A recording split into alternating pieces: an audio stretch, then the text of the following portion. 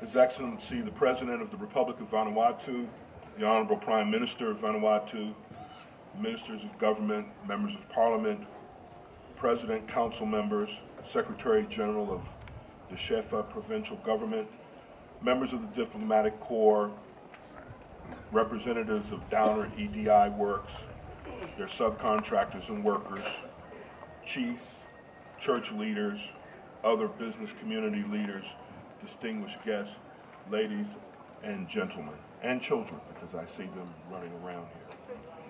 It is indeed my great privilege and honor to be here in Vanuatu for the very first time and to participate in such a wonderful celebration. This, of course, will be the first of many visits during my time as ambassador, and I hope that every time I come we can have a celebration like this. But let me first say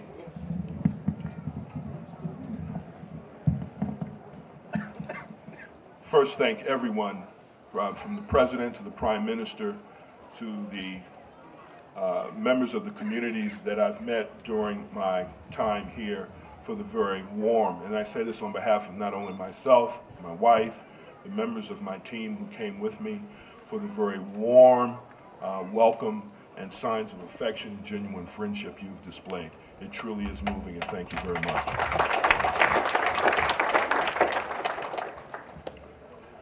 My journey as ambassador here officially began 2 days ago, so handing over 2 pieces of road in 2 days isn't a bad record. But in all seriousness, we are here today to celebrate the completion of 48 kilometers of the Efate Ring Road. And this is truly, you should truly see this as a genuine expression of American friendship for Vanuatu, and also a sign of our confidence in Vanuatu's political and economic future. We all know the history between our two nations. It began during World War II, when young men and women from America came here to fight side by side and be helped by Ni Vanuatu people to fight the totalitarian power of Japan at that time. We, the United States, we built infrastructure during that period, but it was for very different purposes. It was for the purposes that were needed at that time. But during that period, many friendships began. Soldiers returned to marry. Soldiers returned to live. And it began a long-standing, enduring relationship and friendship between our two people. We know about the history. As I learned yesterday, I'm always taught a little bit more about the history by the people who actually live in the country where the history actually occurred. But this is a long, enduring friendship, and friendships must grow. And today's celebration and yesterday's celebration are evidence of the growth in our relationship and our friendship.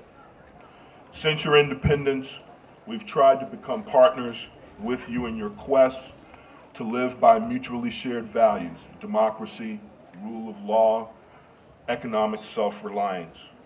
The U.S. has and will continue to provide limited scholarships for young people that want to go study.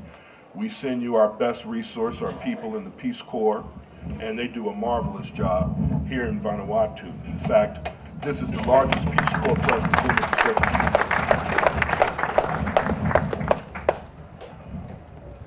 But the road and the Millennium Challenge Compact of $65.69 million is intended to reduce poverty and increase incomes by stimulating economic activity.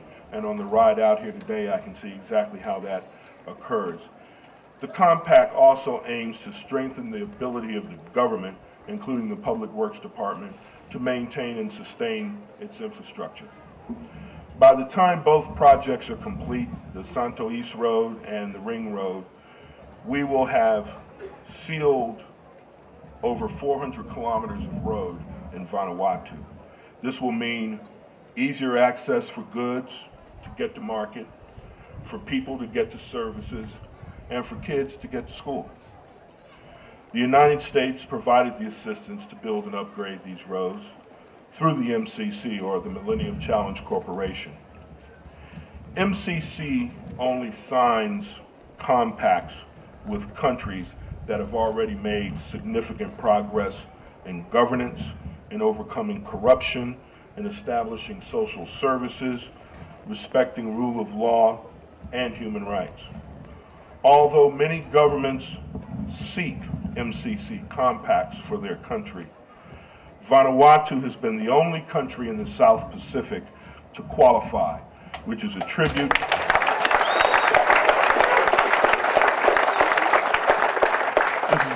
to your leadership, your progressive thinking, your serious economic and political reforms, and just old-fashioned plain hard work. It is a recognition of the forward-looking vision of your people and leaders embodied in Vanuatu's 25-year roadmap to achieve economic self-reliance and provide better services and prosperity for the people. Vanuatu has shown the kind of proactive commitment that MCC and the government of the United States look for in selecting countries. The fact that this part of the project has been completed on time and within budget is a perfect example. Once Vanuatu's compact was signed, you've not disappointed the MCC or the United States government one bit. Through your steering committee, you successfully took on the largest single project in this country's history. It is the first of its kind to be implemented by you, Ni Vanuatu people. This involved considerable project and contract management skills. The compact is on track, and we think this will be a significant achievement when the compact is concluded next year. You have done what the MCC intends. You've made this project your own. It is truly your project by the way you have involved everyone throughout society. You ensured the National Council of Chiefs, the Efate Council of Chiefs, the Vaturisu worked with the communities, the people directly affected by road construction. You've engaged the business community. You've engaged every aspect of your society to make sure that this was truly a Ni Vanuatu endeavor. You've also worked constructively with some of our other international partners. We've heard from my colleague from the Government of New Zealand and AUSAID as well. They play important roles, and I'd like to note that. We're also proud, as an American, we're very proud of the MCC because it expands opportunities for the world's poor. Congress has seen fit to give the Millennium Challenge Corporation a 26% increase in its budget. And I can tell you in Washington these days, getting this kind of budget increase is virtually impossible. So they can continue the mission, working with the poorest countries to find sustainable solutions to global poverty. That's what it's all about, finding sustainable solutions to global poverty.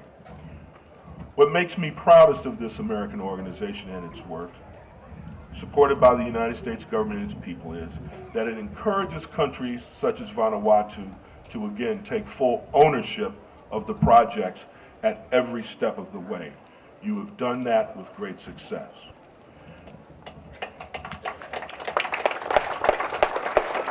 Your achievement is already bearing fruit.